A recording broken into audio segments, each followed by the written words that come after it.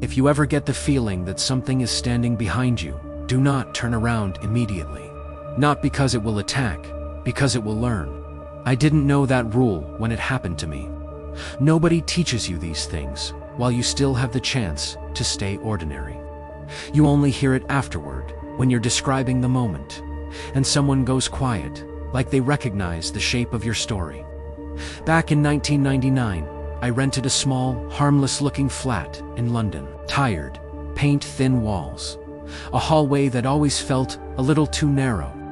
I came home from work one night, tired, and set my keys in the same dish by the door. I moved through the rooms with my mind half elsewhere. That detail matters now. My body was present, but my thoughts were idle, and the world felt paused, like it was waiting for me to notice. The bathroom bulb hummed above the mirror. The sink was cold. The water ran clear. Everything behaved like it always had. I stood there, staring at my reflection without really looking, the way you do when you're exhausted and your eyes stay open on habit alone. My thoughts drifted into that empty space between obvious things, and then my eyes lingered 1 second too long. At first, it just looked like bad contrast. A darker patch in the mirror near the doorway behind me. Not a face, not a figure, just an absence, too tall to be mine, occupying the space where the open door should have been. I stopped moving, in that quiet way your body stops before your mind accepts why.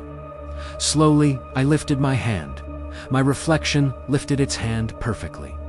The darker absence did not. My chest tightened, but panic didn't arrive yet. I told myself it was the light, the angle, just tired eyes.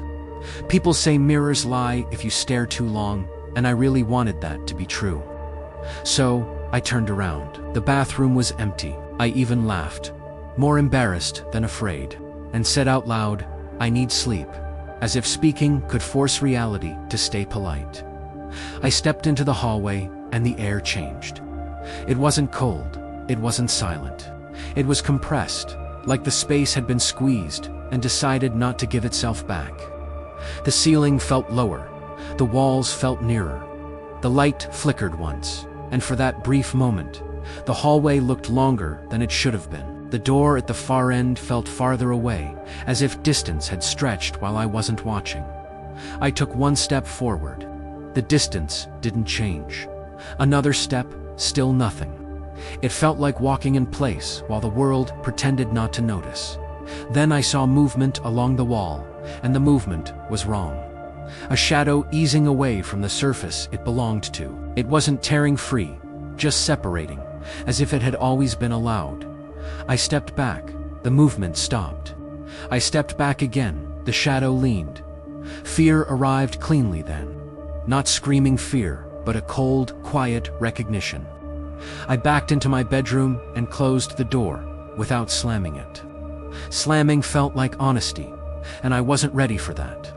I turned on my phone flashlight and swept the beam across the room. Bed, desk, wardrobe, curtains. Everything looked normal until the light reached the corner by the wardrobe, where the beam bent slightly, like the corner was deeper than geometry permitted. Inside that corner, something shifted. I didn't see all of it, and I don't think I was meant to. Only fragments. A limb too thin to carry weight. A joint bending where it shouldn't. A hand that seemed to have the wrong count of knuckles. My throat made a sound before I decided to spay the phone light, cut out instantly. Not dimmed, just gone. Darkness dropped like a curtain. In that complete darkness, I felt breath against the back of my neck. Not warm, not cold. Just measured, like it was counting how still I could remain. I tried to move, and my body refused. Not because I was frozen in fear, but because movement felt like the wrong answer to a question I couldn't hear. My thoughts slowed down and lined up neatly, as if disorder was no longer permitted. Behind me, it adjusted, not closer, more precise. That was worse than closer, because it meant it wasn't hunting me. It was matching me, learning the exact shape of my stillness, fitting itself into the empty space I created by stopping. I forced a small movement, a twitch of my hand, A shift of weight. The pressure vanished instantly. The bedroom light snapped back on. The room returned to normal so fast, it felt staged. Like someone reset the scene and hoped I would doubt myself. I didn't sleep that night. Every time my body relaxed, the air thickened again. Subtle but unmistakable. Like the flat reminding me it could close around me whenever I paused long enough. By morning, I tried to blame it all on stress and fatigue. I showered, dressed, made tea, and left the building as if constant movement could protect me. I stayed around people. I kept noise in my ears. I avoided reflective surfaces like they were open doors. It didn't help. In shop windows, in lift doors, in the glossy skin of a kettle, my reflection began arriving a fraction of a second late. It was barely noticeable at first, like a cheap delay you could blame on the glass, on the lighting, on blinking, until it happened again and again. And once you see it, you can't unsee it. Sometimes there was a shadow behind my reflection that didn't belong to me, present only long enough to be felt. That evening, on the underground platform, waiting for the train, the same compression returned. I didn't turn around. I just watched the dark glass across the tracks.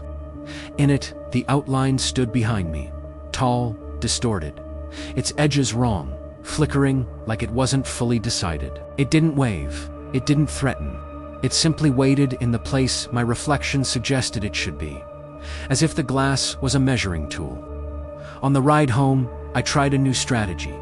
I kept my eyes forward and my hands busy, counting stops, reading adverts, anything to avoid staring into the black window that showed my face like a faint photograph.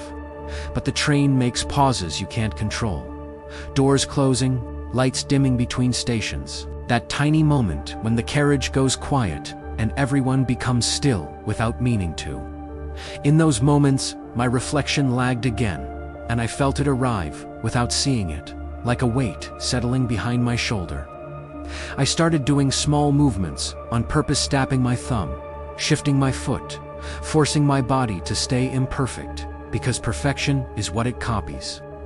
Even that felt wrong, like it was taking notes on my rhythm, learning my habits the way you learn a language, just by listening. The train arrived and the reflection broke into streaks of light, but the feeling stayed.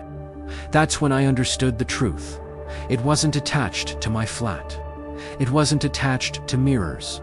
It was attached to attention. To the moment you pause, to the second your body stops, but your mind hasn't moved on. It's attached to the quiet space between decisions.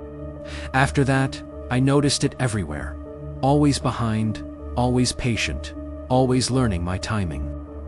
3 nights ago, I saw it clearly for the last time. I was brushing my teeth, exhausted, staring at my reflection without really looking. My thoughts drifted. My body became still. The air tightened like a held breath.